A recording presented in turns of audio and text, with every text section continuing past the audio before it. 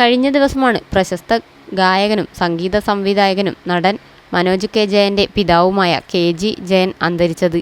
തൃപ്പൂണിത്തുറയിലെ വീട്ടിൽ വച്ചായിരുന്നു അന്ത്യം. ഇരട്ട സഹോദരനായ വിജയനൊപ്പം ചേർന്നുള്ള കൂട്ടുകെട്ടിലൂടെ ശാസ്ത്രീയ സംഗീത രംഗത്തും ഭക്തിഗാന രംഗത്തും സിനിമാ രംഗത്തും ഒരുപിടി മികച്ച ഗാനങ്ങൾ ഒരുക്കിയിട്ടുണ്ട് അദ്ദേഹം.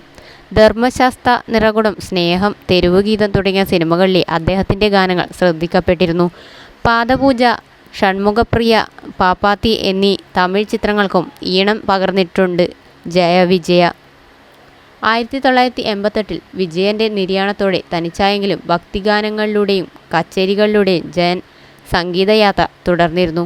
90 വയസ്സായിരുന്നു പ്രായം. ശ്രീനാരായണ ഗുരുവിൻ്റെ പ്രമുഖ ശിഷ്യരിൽ ഒരാളായ കോട്ടയം കടമ്പൂത്തറ മഠത്തിൽ ഗോപാലൻ തന്ത്രിയുടെ ഇരട്ട മക്കൾ ജയനും വിജയനും ആദ്യം മികവ് തെളിയിച്ചത് കർണാടക സംഗീതത്തിലാണ്. ഭക്തിഗാനങ്ങളിലൂടെ മലയാള സംഗീത ലോകത്ത് KG ജയൻ മികവ് തെളിയിച്ചു. സഹോദരനായ വിജയനൊപ്പം ചേർന്നുള്ള കൂട്ടുകെട്ടിലൂടെ ശാസ്ത്രീയ സംഗീതം, ഭക്തിഗാനം, ചലച്ചിത്രഗാനം തുടങ്ങിയ മേഖലകളിൽ മികച്ച ഗാനങ്ങൾ ഒരുക്കിയിട്ടുണ്ട്. 6-ാം വയസ്സിൽ സംഗീത പഠനം തുടങ്ങിയ ജയൻ 10-ാം വയസ്സിൽ കുമാരനല്ലൂർ ദേവീക്ഷേത്രത്തിൽ അരങ്ങേറ്റം കുറിച്ചു.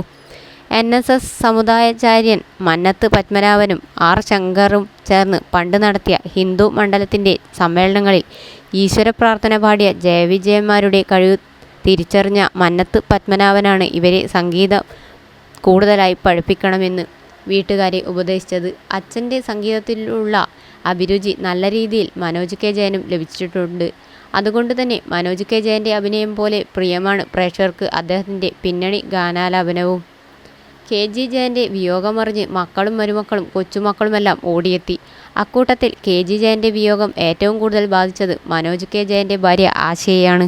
മരണവാർത്തയറിഞ്ഞ് ഓടിയെത്തിയ ആശ നിയന്ത്രണം വിട്ട് കരഞ്ഞു.